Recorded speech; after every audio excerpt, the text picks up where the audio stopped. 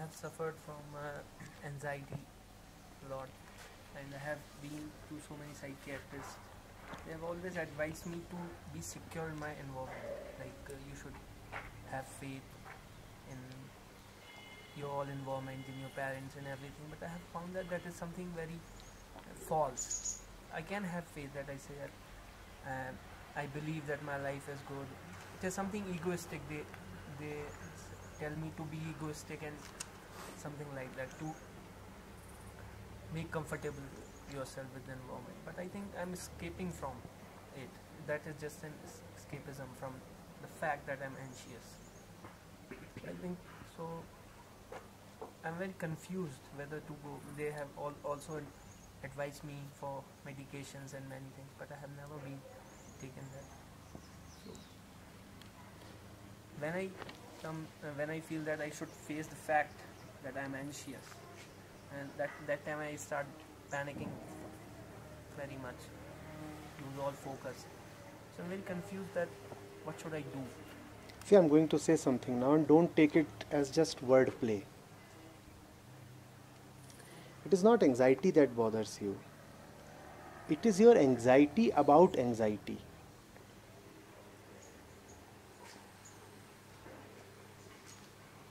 Just as we are afraid of so many things, we are also fearful of fear. What if I become afraid? Similarly, we are anxious about anxiety. Now, is there anything here right now that makes you anxious?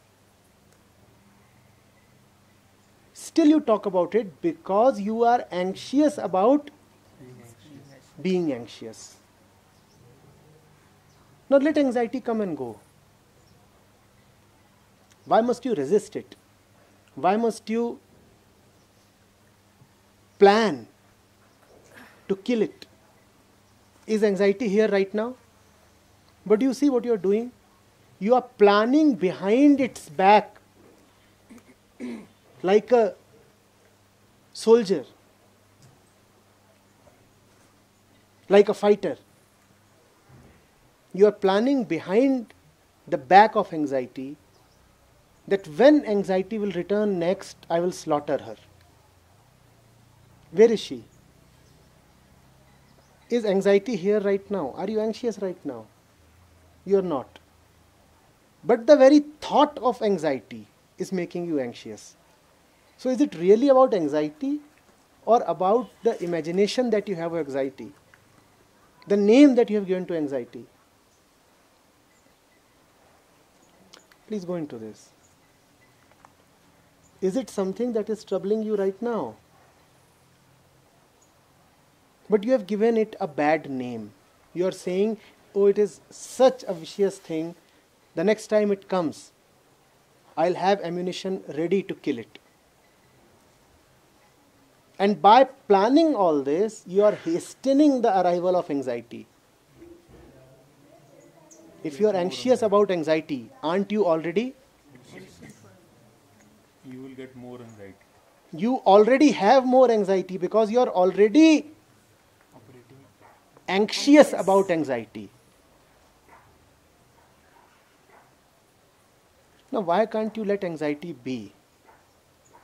Why is it so important for you to have a clean, sanitized, decorated self-image? Why can't there be moments in which you go really bonkers? Why can't you take it as not a contempt to be afraid, terrified, shivering, troubled? Why is it a disgrace to be anxious? Why? I'm asking you, please. Is it not so that we have ideals in our mind? That the really wise man, the really spiritual man is never found anxious? Isn't anxiety good? Isn't it good? It prepares us for action. No, it may be good, bad, even those are labels.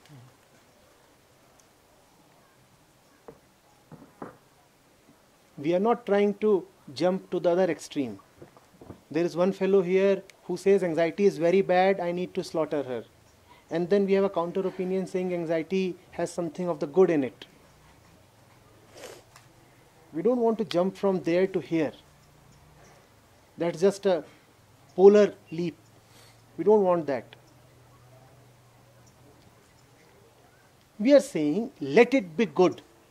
Aren't you entitled to good things? Yeah. Let it be bad. Don't bad things have a place in life? Why must bad be so bad that it shakes you up? Why must good be so good that it becomes a temptation?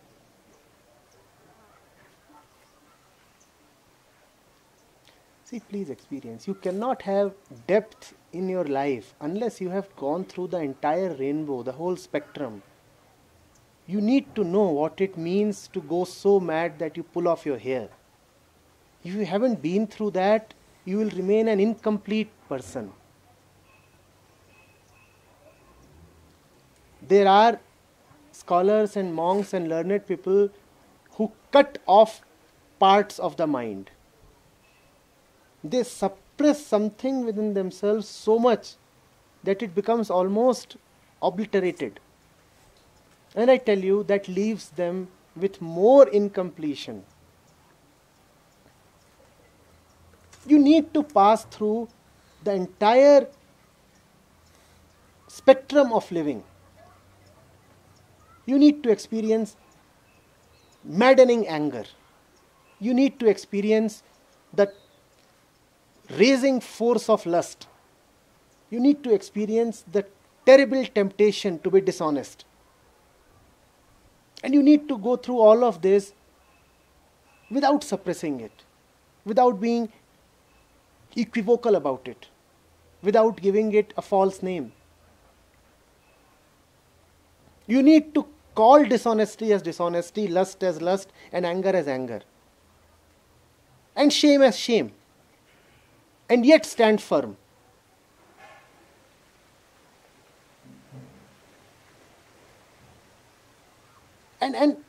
And when you are through it, you must be able to laugh at it. And even more wonderful, even in the middle of it, if you can laugh at it. Blessed is that one who can point at himself saying, you know what, I was such an idiot. And absolutely blessed is the one who can say, you know what, I am an idiot. If you cannot say I am an idiot, at least say I was an idiot. Even that is all right.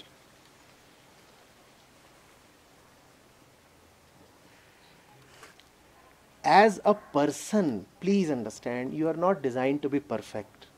All perfection is just idealism, fanciful imagination. The truth might be unlimited and free of all kinds of distortion and stains. You are a man, and man is limited. And life has a total diversity of colors. You cannot remain contemptuous towards them. You cannot dismiss them. Anxiety is one of the colors. There may come a time in your life when anxiety disappears. But you cannot postpone life in expectation of that particular moment. And yes, that moment indeed does come. But will you keep forever waiting for that moment? That there will come a time when I'll experience no anger, no anxiety, no fear, no sorrow? Will you stop living? In fact,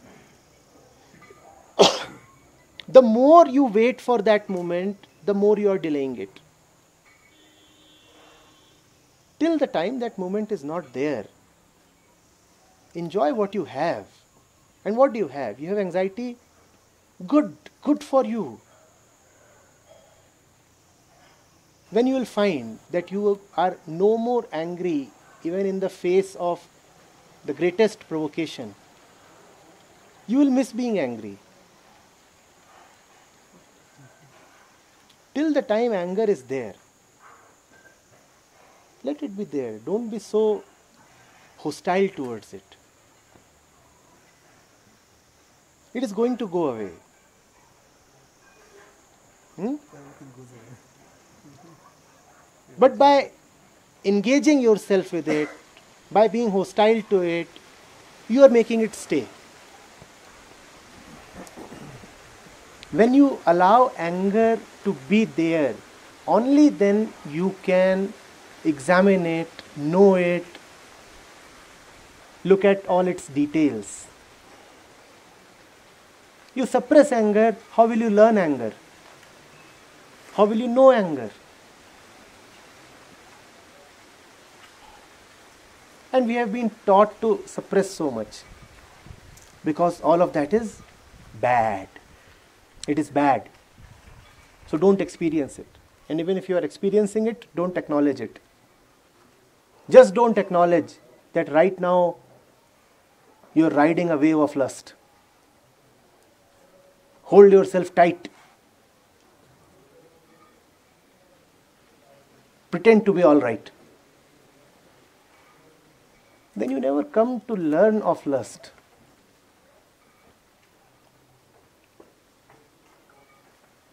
You are in the middle of sorrow. Don't let tears flow. Act as if you are composed. You must allow yourself to be totally disintegrated. Because disintegration is what you are experiencing then. So let the disintegration come to the fore. Where does this idea comes from that, if you're experiencing pain and suddenly you are joyful also, then it feels like your pain was like either one or the other is not really true, so somehow to prove that the pain is really the pain or the fear is really like there, we focus only on that, and it's as if one prevents from the other. Yes, of from course. being there. Yes. You know what? There is a person who is in tears. And you go to him and you tell a joke, a really nasty joke. And the nastiest jokes are obviously of the vulgar variety. And the joke is so overpowering that the fellow cannot help smiling. He'll smile, he would be forced to smile, and after that he might get angry at you. You exposed the falseness of my tears. You made me smile at this moment. Why did you? You should have sympathized with me. You should have consoled me. And instead of that, you made me smile. And that too, through this vulgar joke. You have exposed that something within me is still smiling. It's all right. The tears were false. So what? Does falseness not have a right to exist? If it can override even the truth, who are you to object? Maya has been called as the favorite daughter of Brahma.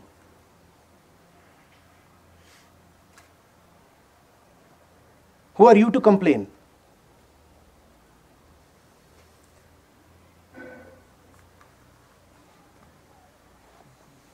Who are you to complain?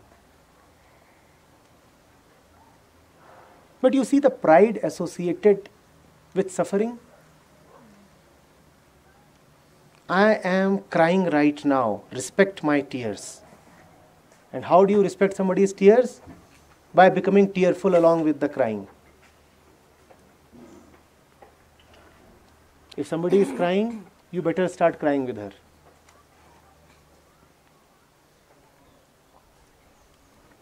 That is how you offer your respects.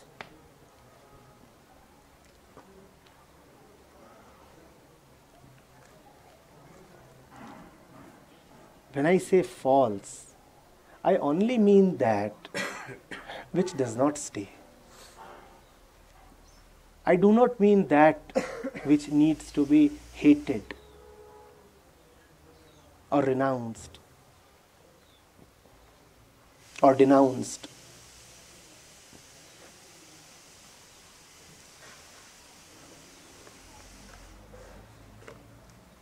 The false is here to stay. You better make peace with it. And there is no peace possible without making peace with the false. If you wait for the false to disappear, continue to wait. The false will not go away.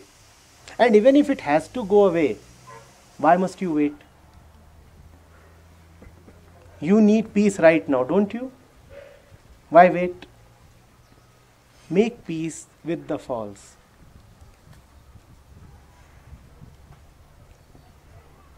Spirituality is not about waiting for some ideal sunrise.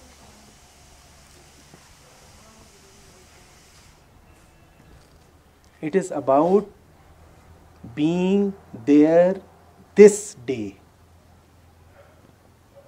not that particular sunrise.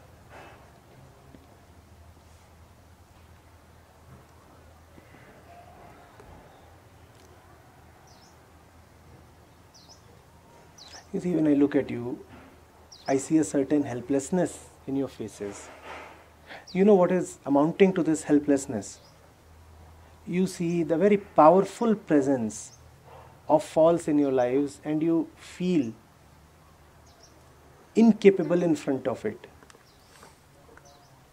Now, these two need not necessarily go together. While the false may be present in a big way in your life, yet it need not make you feel helpless. You can be perfect in the middle of imperfection. There can be truth in the middle of the false. But you have assumed that unless you fight and defeat and delete the false, there is no possibility of truth. And when you look at your strength, you find yourself not capable enough. You say, oh, I cannot defeat the false, which means I am condemned to live in the false. No! Even if you cannot defeat the false, you have no need to defeat the false. You can live in the truth in the middle of the false. You can be joyful in the middle of anxiety. Are you getting it? So let anxiety come. Anxiety is being given to you by your very physical cells. Huh?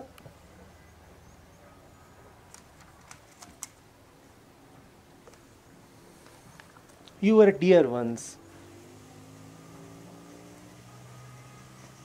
A leopard attacked you. The anxiety comes from there. You were a bird once. The snake took away your eggs. You are still anxious. Anxiety will remain. Anxiety has very deep roots.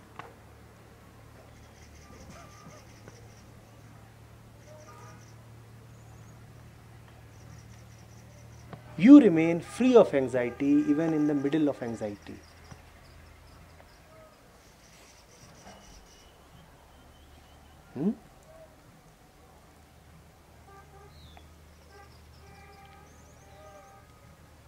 I am repeating this. Those who wait for the perfect day will keep waiting.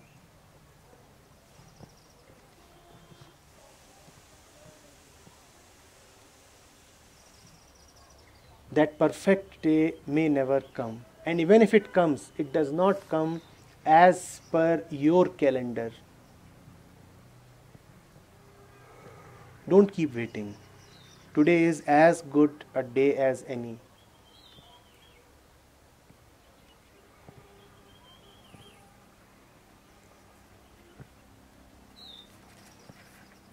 Yes?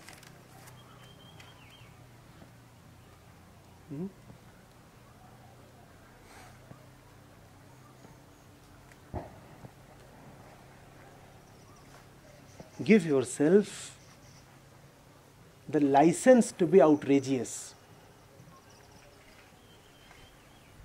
Are you getting it? Give yourself the freedom to be unburdened. There is no obligation at all to be carrying the loads that you are accustomed to.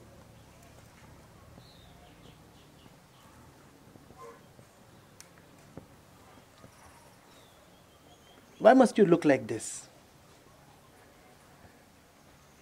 Outrageous is the word. Silly is the word.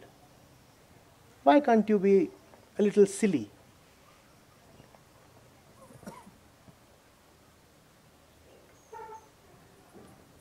Why must you look so composed and respectable?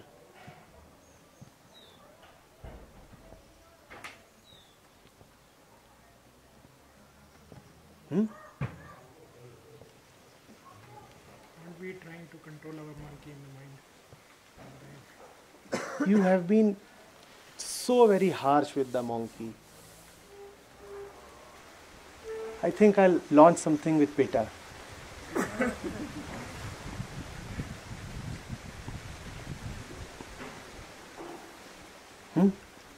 Why must the mind monkey